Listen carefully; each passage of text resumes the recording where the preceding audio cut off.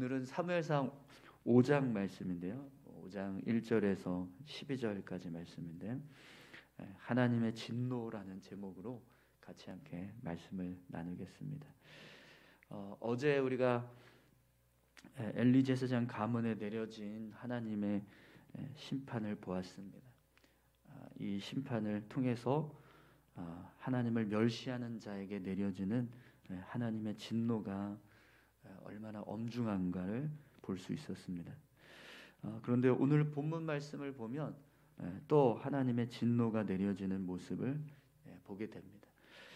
그리고 이 모습 역시 하나님을 멸시하는 자들에게 내려지는 진노라는 것을 우리가 알 수 있습니다. 앞에 우리 2장에서 한나의 고백에서 우리가 보았듯이 하나님은요, 나를 존중히 여기는 자를 존중히 여기고 나를 멸시하는 자를 내가 경멸하리라, 이렇게 말씀하셔서 실제로 그렇게 하나님을 존중하는 자들은 높이 세워주시고 또 하나님을 멸시하는 자들은 심판하시는 모습을 계속해서 우리가 보게 됩니다. 오늘 저와 여러분들의 삶이요, 나를 존중히 여기는 자를 내가 존중히 여기고 나를 멸시하는 자를 내가 경멸하리라, 이 말씀을 기억하셔서 하나님을 존중히 여기는 자로 살아가시기를 바랍니다. 그러면 오늘 본문에는 또 어떤 모습이 하나님을 멸시하는 모습이 되고 있는지 그 모습을 함께 살펴보도록 하겠습니다. 우리 1절과 2절 말씀을 함께 보겠습니다. 블레셋 사람들이 하나님의 궤를 빼앗아 가지고 에베네셀에서부터 아스돌에 이르니라. 블레셋 사람들이 하나님의 궤를 가지고 다곤의 신전에 들어가서 다곤 곁에 두었더니. 아멘. 블레셋 사람들이 전쟁에서 승리하고 나서 이제 하나님의 궤를 빼앗았습니다. 그래서 그것을 이제 아스돗에 있는 다곤 신전에 두었습니다. 여러분, 하나님의 궤는 하나님을 상징합니다. 그렇죠? 이스라엘의 하나님을 상징하는 성물입니다. 그렇기 때문에 블레셋 사람들이 이 하나님의 궤를 다곤 신전에 두었다는 것은요, 자신들이 섬기는 신에게 이스라엘의 신을 제물로 바치는 그런 의미가 담겨지게 됩니다. 블레셋 사람들은 전쟁에서 승리한 이유가 자신들이 섬기는 신인 다곤 신이 이스라엘 신과 싸워서 이겼다, 이렇게 생각을 한 거예요. 그래서 승리의 영광을 이제 다곤 신에게 돌리기 위해서 하나님의 궤를 다곤 신전에다 두는 거죠. 그러나 여러분, 하나님은 어떤 우상에게 전리품으로 이렇게 바쳐질 그런 분이 아니시잖아요. 더욱이 하나님의 궤는 지성소라고 해서 하나님의 임재가 있는 장소, 거룩한 장소이기도 합니다. 그렇기 때문에 우상의 제물로 바쳐질 수 있는 그런 물건이 아닙니다. 그래서 오늘 본문 말씀을 보면 하나님의 궤가 다곤 신전에 이제 보관되게 되니까 어떤 일이 벌어지는지 한번 보십시오. 3절 4절입니다. 아스돗 사람들이 이튿날 일찍이 일어나 본즉 다곤이 여호와의 궤 앞에서 엎드려져 그 얼굴이 땅에 닿았는지라. 그들이 다곤을 일으켜 다시 그 자리에 세웠더니 그 이튿날 아침에 그들이 일찍이 일어나 본즉 다곤이 여호와의 궤 앞에서 또다시 엎드러져 얼굴이 땅에 닿았고 그 머리와 두 손목은 끊어져 문지방에 있고 다곤의 몸뚱이만 남았더라. 아멘. 블레셋 사람들이 이제 여호와의 궤를 다곤 신전에다 두고 그 다음 날 다곤 신전으로 가봤습니다. 그랬더니 다곤 신상이 얼굴을 땅에 이렇게 닿았다라는 걸, 이렇게 처박혔다는 겁니다. 처박혀서 엎드러져 있는 거예요. 그런데 여러분, 오늘 본문에 보면은 그 다곤 신전이 지금 어디 앞에서 엎드러져 있다고 말씀하고 있죠? 여호와의 궤 앞에서라고 기록하고 있습니다. 이 모습은요, 다곤 신이 하나님 앞에 머리를 지금 쳐박고 엎드러져서 절을 하고 있는 것 같은 그런 지금 모습인 거예요. 분명히 하나님께서 하나님의 궤를 우상의 제물로 드렸다는 이 사실을 용납하지 않고 계시는 거죠. 그런데 이 사실을 모르는 블레셋 사람들은요, 다시 이 다곤 신상을 원래의 자리로 이렇게 옮겨놨습니다. 그리고 그 다음 날 갔더니요, 이번에는 다곤 신상이 똑같이 그렇게 궤 앞에, 하나님의 궤 앞에 엎드러져 있는데 목이 부러져 있고 손목, 양 손목이 다 부러진 채로 몸뚱이만 쓰러져 있는 거예요. 하나님을 멸시하며 하나님의 궤를 우상의 제물로 바친 대가를 이렇게 이 블레셋 신인 다곤 신의 목과 손목을 끊어버리는 그런 재앙을 내리시는 거죠. 하나님은요, 어떤 우상 앞에서도 그렇게 어떤 연약한 모습으로 계실 수 있는 그런 분이 아니십니다. 그래서 인간이 섬기는 그 우상들을 제압하시는 이런 모습을 지금 하나님께서 보여주시는 겁니다. 그런데 오늘 본문 말씀을 보면은요, 하나님의 진노가 그냥 단지 이 다곤 신상을 향해서만 이루어진 것이 아닙니다. 이것으로 끝이 난 게 아니죠. 그 진노가 하나님 아스돗 사람들을 향해서 이어지고 있는 모습을 보게 돼요. 우리 6절 7절 같이 함께 보겠습니다.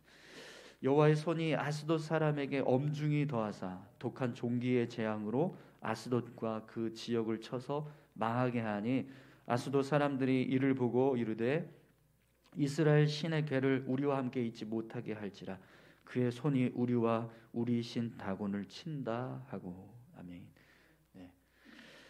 하나님은요, 다곤 신상만 파괴하신 것이 아니라 하나님의 궤를 다곤 신상에 바쳤던 이 아스돗 사람들도 심판하고 계십니다. 독한 종기의 재앙이 아스돗을 쳐서 수많은 사람들이 죽게 되었습니다. 하나님을 멸시하고 하나님의 궤를 우상의 제물로 바친 아스돗 사람들을 하나님께서 징계하시는 거죠. 결국 그래서 아스돗 사람들은요, 이것이 하나님의 역사라는 것을 깨닫고 이제 여호와의 궤를 다른 곳으로 옮기게 돼요. 여러분 8절 9절을 한번 보세요. 이에 사람을 보내어 블레셋 사람들의 모든 방백을 모으고 이르되 우리가 이스라엘 신의 궤를 어찌하랴 하니 그들이 대답하되 이스라엘 신의 궤를 가드로 옮겨가라 하므로 이스라엘 신의 궤를 옮겨갔더니 그것을 옮겨간 후에 여호와의 손이 심히 큰 환난을 그 성읍에 더하사 성읍 사람들의 작은 자와 큰 자를 다 쳐서 독한 종기가 나게 하신지라. 아멘. 블레셋 방백들이 다 모였습니다. 다 모여서 이 이스라엘의 이 신의 궤를 이거 어떻게 해야 되지? 어떻게 하면 좋을까 고민하다가 어디로 옮길까 이걸 이제 고민을 한 거예요. 그래서 선택한 곳이 가드였습니다. 근데 여러분, 가드는요, 이 블레셋의 아주 주요 도시 중에 하나이지만 또 특별히 골리앗과 같은 아주 거인 장수들이 많은 곳으로 유명합니다. 그러면 왜 블레셋 방백들이 이 여호와의 신의 궤를, 하나님의 궤를 가드로 옮기기로 선택을 했을까요? 그 땅에는 그런 거인들이 있으니까, 거인 장수들이 있으니까 하나님의 궤에서 나오는 힘을 그들이라면 어떻게 감당하지 않겠는가 이렇게 생각을 한 겁니다. 그래서 가드로 옮기게 된 거죠. 하지만 가드 사람들이 아무리 힘이 있고 세다 할지라도 거인 장수들이 많은 곳이라고 해도 하나님의 궤를 감당할 수가 없는 거죠. 그래서 오늘 본문 말씀을 보면은요, 9절에서 이런 말씀이 나요. 여호와의 손이 심히 큰 환난을 그 성읍에 더하사 성읍 사람들의 작은 자와 큰 자를 다 쳐서 독한 종기가 나게 하신지라. 아멘. 하나님께서요, 그래 너희가 지금 너희의 힘으로 나를 어떻게 좀 제압해 보겠다고 마치 이러신 것 같습니다. 그래서 가드 사람들이 가지고 있는 힘, 그 힘을 너무 그냥 아주 우습게 뛰어넘어 버리는 더 큰 환란을 그 땅에 임하게 함. 그래서 작은 자부터 큰 자까지.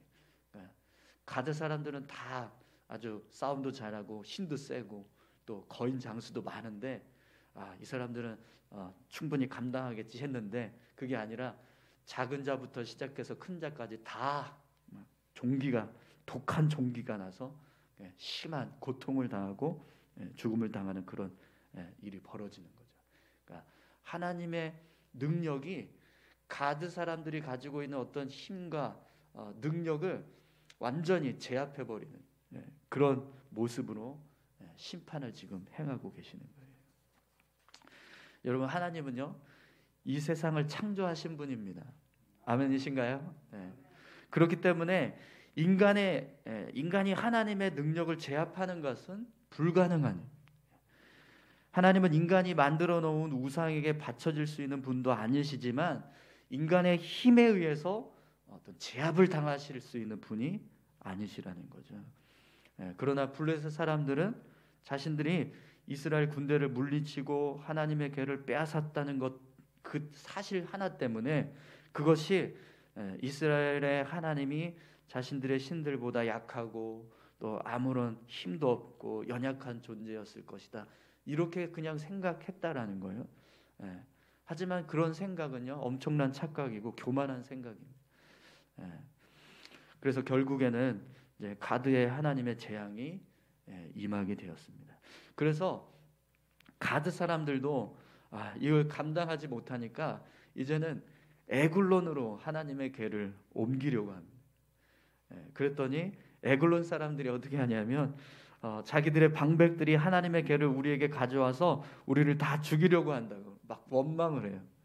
여러분 왜 이 에글론으로 이 하나님의 궤를 옮기려고 했을까요?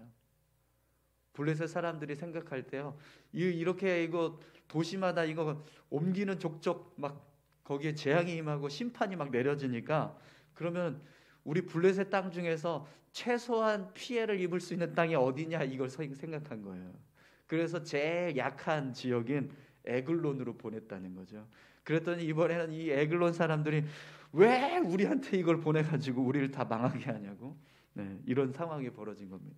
우리 뭐 이렇게 방패장 뭐 아니면은 무슨 쓰레기 처리장 이런 거 옮길 때 그 이제 지정되는 그 지역 사람들이 왜 혐오 시설들을 우리한테 보내가지고 우리 집값 떨어지게 하고 막 하냐 이런 막 이렇게 하는 모습들이 있잖아요. 지금 마치 그런 겁니다. 그러니까 제일 연약한 에글론 지역 사람들한테 이걸 보내버리니까 이 블레셋 방백들을 우리를 그냥 다 죽이려고 한다고 막 이러면서 원망하게 되는 거죠. 여러분 10절을 한번 보시겠어요? 이에 그들이 하나님의 궤를 에글론을 보내니라. 하나님의 궤가 에그론에 이른즉 에그론 사람이 부르짖어 이르되 그들이 이스라엘 신의 궤를 우리에게로 가져다가 우리와 우리 백성을 죽이려 한다 하고. 여러분 지금 블레셋 이 에글론 지역은 이제 블레셋 방백들이 지금 이제 하나님의 궤를 옮긴 거잖아요. 에글론도 마찬가지로 블레셋 땅입니다. 그런데 블레셋 방백들이 이 블레셋 사람들을 죽이려고 한다 이렇게 지금 이제 이야기를 하는 거예요. 자기들이 자기들을 죽이는 이런 일을 하고 있다라는 거죠. 여러분 하나님의 궤가 에글론으로 옮겨지자 역시 마찬가지로 이 에글론에서도 하나님의 재앙이 임합니다. 그래서 에글론에서도 심한 환란이 일어나고 또 수많은 사람들이 죽음을 당하는 모습을 보게 돼요. 그런데 여러분 하나님의 궤는 단지 그냥 저주와 심판만을 상징하지 않습니다. 우리 이제 6장에 가서 또 이어지는 말씀들을 보면 하나님의 궤를 잘 대하고 또 존귀하게 여기는 지역은요 축복을 받아요. 하나님의 궤가 단지 심판과 저주를 임하게 하는 것이 아니라는 겁니다. 그런데 블레셋 사람들은 그걸 몰랐어요. 단지 우리 땅에 들어오자 이게 막 저주가 임하고 재앙이 임하니까 하나님의 궤가 그렇게 그냥 단지 저주와 재앙의 상징인 것처럼만 생각한 거죠. 에글론 사람들이 그랬다는 겁니다. 자기네 땅에 들어왔을 때 이 하나님의 궤 때문에 우리가 다 죽게 되었다 이렇게 생각을 했는데 사실은 그렇지 않거든요. 하나님의 궤를 소중하게 생각하고요. 하나님의 궤를 잘 보존하면 그 땅에는요 축복이 임합니다. 그런데 에글론 사람들은 그걸 모르고 그저 저주로만 생각을 하니까 이렇게 그대로 재앙이 내려지게 되었다는 겁니다.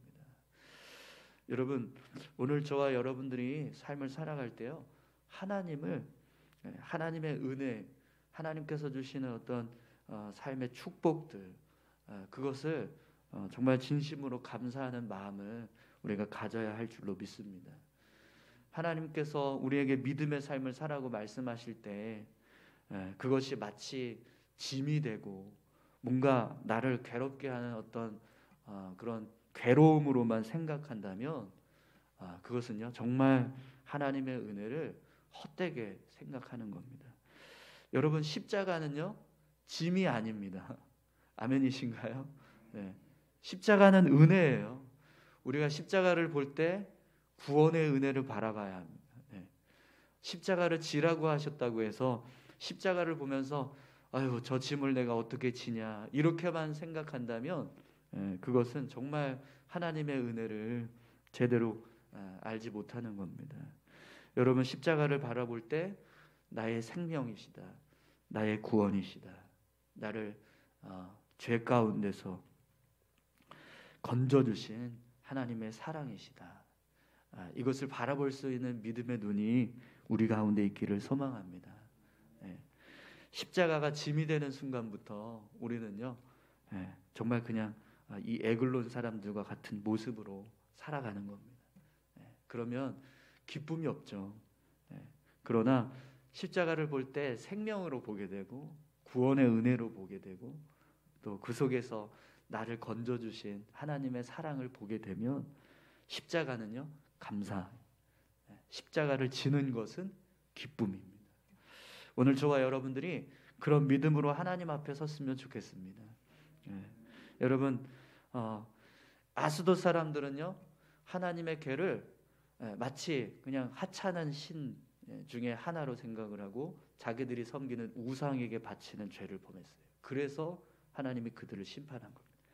가드 사람들은요 자신들이 가지고 있는 힘으로 어떻게 좀 제압해 보려고 하는 그런 교만한 마음이 있었습니다. 그래서 하나님이 그들을 심판하신 거예요.